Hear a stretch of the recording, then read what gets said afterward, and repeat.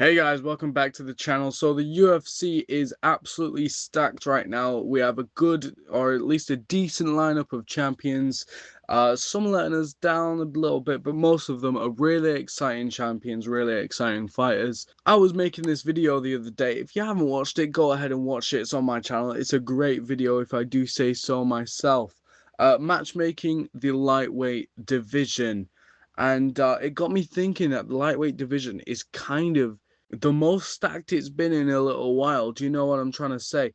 And it's a great division, arguably the best. So that got me thinking about like how the other divisions would weigh up against each other in a sort of ranking. So today we are going to be ranking every UFC weight division from the worst to the best. Yeah, so let's get straight into it. This is only going to be male divisions, by the way. Coming in right at number 8, we have the Bantamweight division with Peter Yan as champion. Now, guys, I feel like this division has kind of been stale since December. The last title fight was Merab versus Peter Yan 2. And Peter Yan, he went out there and 50-45 them, which is fair enough. Do you know what I'm saying? Like, to beat someone that badly that has already beat you is a very impressive feat. But it's kind of been stale since then. Like, we've got the rematch with Merab coming up, the trilogy, and I feel like it should have happened by now. Merab said basically straight away that he wanted to go again, and then you had Peter Yan doing some knee extension surgery or something. So I don't know. I feel like we kind of dragging it out for no reason. Like, I don't know. I just don't see the point in waiting this long. We should have had this title fight already. You do have other great contenders in there, like Sean O'Malley, who just put up a great performance at the White House with a knockout over Ayman Zahabi. You have other guys in like the top 10 as well. This is 1, 2, 6 here. You have Sean O'Malley, Umar Nurmagomedov, Mario Batista, Corey Sandhagen, Song Yudong. They're all exciting fighters, but it just feels like there's nothing going on in the title picture right now. So it's just a bit stale for me. But coming in at number 7, we have the featherweight division with Alexander Volkanovski, and I can already feel the hate coming. But hear me out, guys. The next title fight is Movsar Evloev, and he came off a pretty dominant performance against Lerone Murphy, and he's been in line for the title for a very long time. But there was nothing in that fight with Lerone Murphy that made me feel like he could put up any sort of a challenge for Alexander Volkanovski, and I feel like he's just going to walk straight through him. You have other guys in the top 10 who are exciting fighters, but just not on the same level. So like Diego Lopez, who is arguably the second best in the world, got beat by Volk twice in a row. He's apparently moving up as well, so I don't know how much you want to count him towards this top 10. But then at number 3, you have Lerone Murphy, who just got beat by Movsar, and I think that would be a really entertaining fight, but I don't see the stakes in it at all. I feel like Alex would just beat him as easily again. Same with Aljamain Sterling and Arnold Allen. And Gene Silver got beat by the guy that Volker's beat twice, so I don't see that as competitive at all. You know, Pat Sabatini, who really cares about a Pat Sabatini fight? You do have people like Yusuf Zalal and Kevin Vallejos at 8 and 10 respectively, who are exciting prospects, but they're a couple of fights away from a title shot at least. They're not really moving the title picture around at the minute. So I don't know, I just feel like while every guy in the featherweight division is exciting, there's just no stakes at the minute. There's just no risk from the champion, which is fair enough. But like, if you're the best, you're the best, and there's not what you can really do about that except beat everyone. And it's cementing Volk's legacy as the GOAT of featherweight. But it's just, I'm not really excited for the division. So coming in at number 6, we have the middleweight division with Sean Strickland as champion. Now, Sean Strickland is arguably one of the most boring champions in terms of their fighter style, right? It's just jab and teep. So, like, I'm not really sure how excited you can be for a Sean Strickland fight. And we have the number 1 and 2 contenders in Dricus du Plessis and Khamzat Chimaev, and neither of these fights really excite me as much either. You have DDP, who has 2 wins over Sean Strickland, and I think it'd just be the exact same again if they were to run it back for a third time. Then you have Khamzat Chimaev, who is just coming off the loss to Sean Strickland and begging on his hands and knees for the rematch. And the fight was not exciting. They had fake beef, which put a sour taste in your mouth. And then the fight was just ridiculously dull. And it's not like the Khamzat fight. Well, actually, no. The DDP fight with Khamzat as well was very boring as well. But like before that, he was fairly entertaining. But I'm just not excited for either of these matchups. And you have the number 3 in Nasruddin Imavov as well. And this also doesn't excite me. Sean Strickland, the champion, has a win over Imavov on short notice. So, like, Sean Strickland with a full camp, I just feel like he's going to be able to get Imavov out there really quickly, and Imavov's not going to be able to put up a threat to Sean Strickland at all. So it just doesn't excite me. But next, we have coming in at number 5, the light heavyweight division with Carlos Ulberg as the champion. Now, Carlos Ulberg is one of the most boring champions. I know we just said that about Sean Strickland, but that was about his fight style.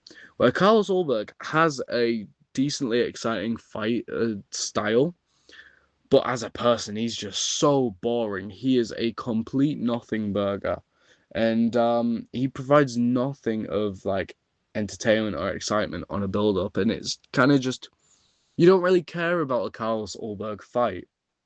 And then you have Yuri Prohaska, who is one of the most exciting fighters, especially in light heavyweight, but made the dumbest decision I've seen in a title fight ever in not punishing Ulberg's leg more, and it cost him to get knocked out and lose the title. Yeah, I love Yuri, but that was stupid. You have Paulo Costa, who is coming up from middleweight, and he looked really good against Azamat Murzakanov, but like against the other guys at light heavyweight, we just don't know if he has that ability. Because he's lost a couple of times at middleweight, and we just don't know if he can really perform at that like super top high level. I think we're gonna find that out because there's rumors that Navajo Sterling versus Paulo Costa is in the works, and Navajo Sterling is one of the better guys at light heavyweight as well. But yeah, Paulo Costa is just kind of untested at the minute. And then you have Ankalaev, who has returned to the winning columns recently, but Jesus, he is so dull. He's more boring than Carlos Ulberg as a person and more boring than any other fighter as a fighter. And somehow he is really good, but he's so boring. And I don't care about any fight with Magomed Ankalaev in the fight, bro. Like, I only cared about the previous fights because it was Alex Pereira. His fight against Guskov did not care about, and it just wasn't exciting. Yeah, I don't know. I feel like light heavyweight might actually be moving down, honestly. But guys, this video is sponsored. Finally got a sponsor, and it's me. Guys, I am fighting October 24th in Manchester at the Reddish Working Men's Club. I'm fighting Mason Brown. This is my second MMA fight. I came 1-0 in July 25th, beating my opponent in my debut with a round 1 guillotine choke. And I'm looking to do another performance on October 24th. Tickets are on sale now at tickettailor.com. You can access that by the Outcast Boxing link tree on all social medias. I'll try put it in the description as well if I remember. Or you can watch it live on the Outcast Boxing YouTube channel as well. And guys, we are coming for an absolute performance in this fight. But now back to the video. Coming in at number 4, we have the flyweight division with Joshua Van as champion.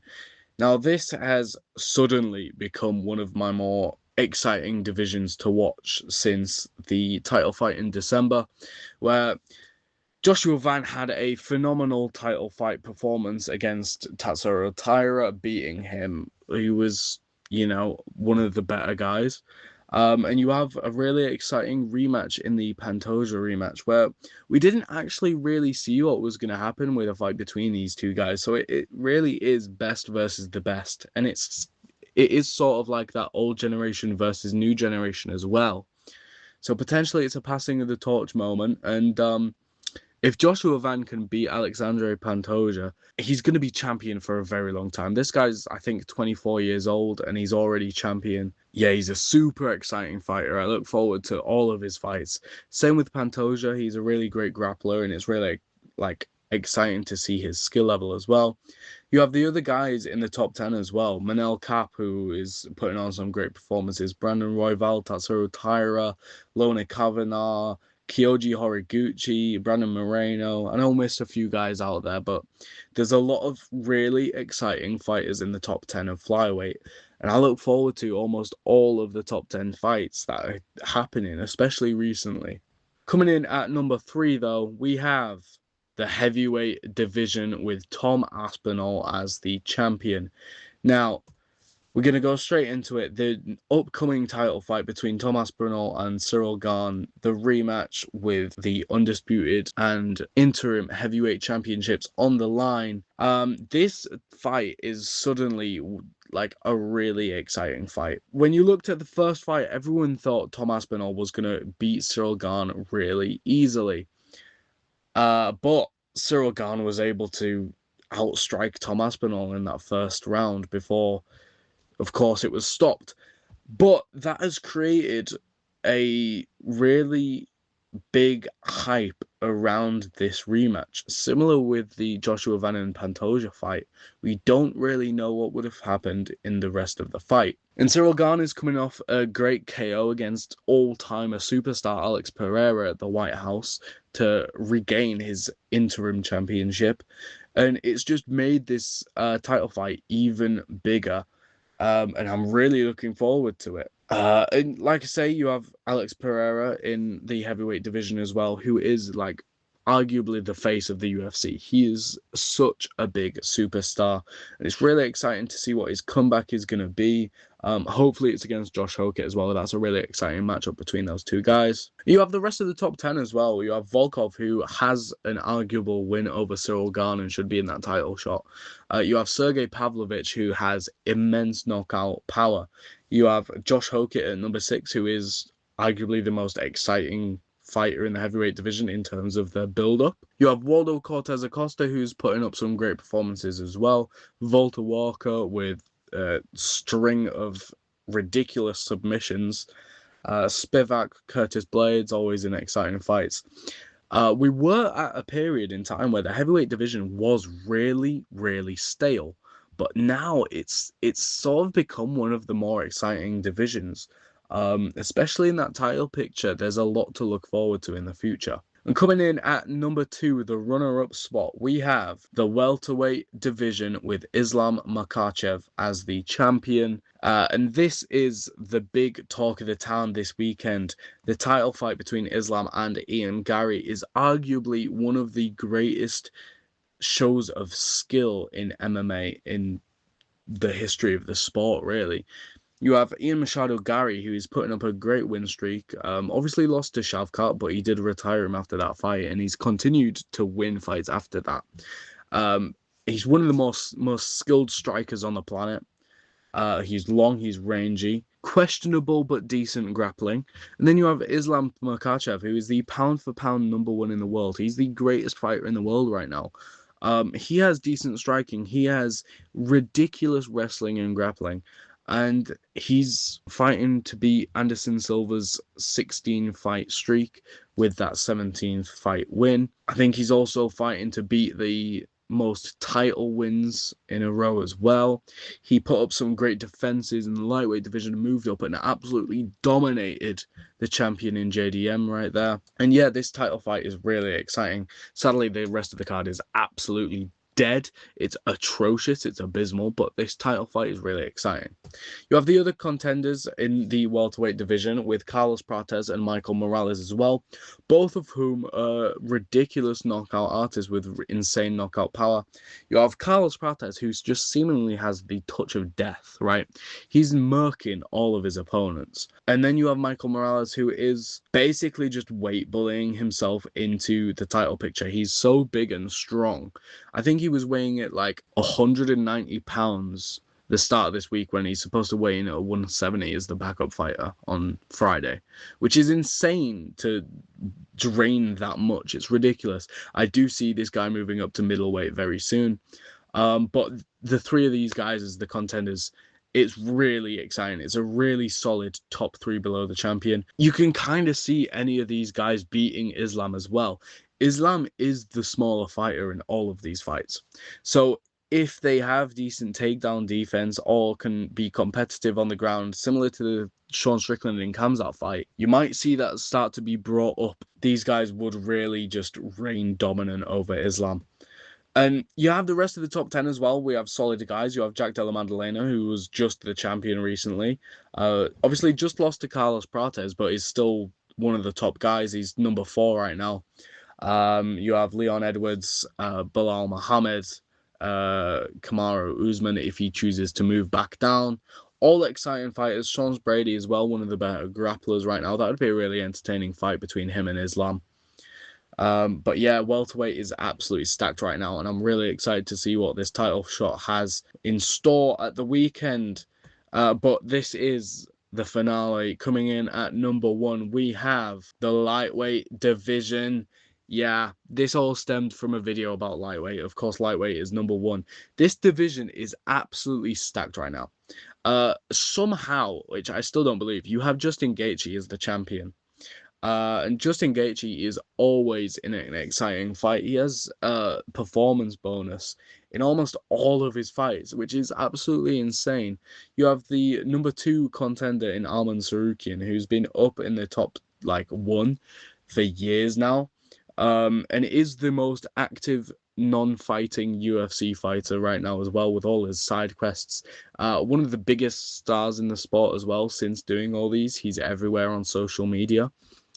You have Charles Oliveira, who's one of the biggest stars globally as well. Brazilian superstar, previous champion, now the BMF champion, coming off a dominant 5-round victory over Max Holloway. He has a victory over the champion as well. And then you have Ilia Topuria coming in at that number 1 spot, who has a knockout over Charles Oliveira. Just got stopped by Justin Gaethje, which is insane because before that he was an absolute bull. You know, he's called the El Matador for a reason. He was a bull. He was running through everyone. And you have the rest of the top 10 as well, or the top 15 really. It is absolutely stacked, guys. Coming in at number 4, we have Max Holloway, who has a knockout victory over the champion. Just got smudged by Charles Oliveira, but Max Holloway is one of the greatest strikers on the planet. You have Paddy Pimblett, who's one of the better grapplers on the planet as well. Just came off a war with Justin Gaethje and then a -1-minute submission over BSD. He's an absolute superstar. You have Quillan Salkild coming in at number 6, coming off a dominant victory over Mateus Gamrot with a round 1 submission as well. And then you get into the sort of gatekeepers, I want to say, with Moicano, BSD, and Gamrot. They're sort of the gatekeepers for the top 10, in my opinion. They're all some really high-skilled fighters, and you have to get through at least one of those guys to get to the upper echelon. Above that, at number 10, you have probably the greatest striker with Mauricio Hufi, who is putting up some great performances. Got a knockout over Michael Chandler at the White House. He's training with Volkanovski. What a great fighter. And then you move into the rest of the top 15, who aren't really in contentment for the title, but are all really entertaining and skilled fighters. And you also have some really exciting prospects coming to the lightweight division. You have Saladin Parnes and Usman Nurmagomedov. So Usman, coming from the PFL, just finished his PFL contract with a win over Archie Mulligan, I think his name was. He's basically confirmed to be signing with the UFC. Dana's teased it. Islam is talking about it at the fight week, about how he's coming to the UFC. It's basically confirmed. He's going to be a really exciting fighter in lightweight. And then Saladin Parnes, who is a former double KSW 2-weight champion, just coming off a great performance on MVP MMA Live on Netflix. He's headlining UFC Paris against Dan Hooker. So these two are some really exciting prospects that are coming to the UFC lightweight division as well. And it's just really heating up. Everyone in this top 10 at lightweight is super exciting. And every time I see a lightweight top 10 fight, I'm always excited and I'm always going to tune in. So yeah, guys, that is the video. What do you think of my ranking? Let me know in the comments down below. If you disagree, that's fine. What's your ranking? Let me know. Subscribe or follow whichever platform you're watching this on. Drop a like if you enjoyed the video. And guys, MVP and PFL have announced a merger. That will be my next video coming out very soon, talking about how they can compete with the UFC. And don't forget to buy the tickets to my fight against Mason Brown, Outcast 10, October 24th. We're in Manchester at the Reddish Working Men's Club. You can buy your tickets at tickettailor.com, or you can watch live on the Outcast Boxing YouTube channel. But for now, that's the end of the video. Thank you so much for watching, and I will catch you all in the next one. Peace.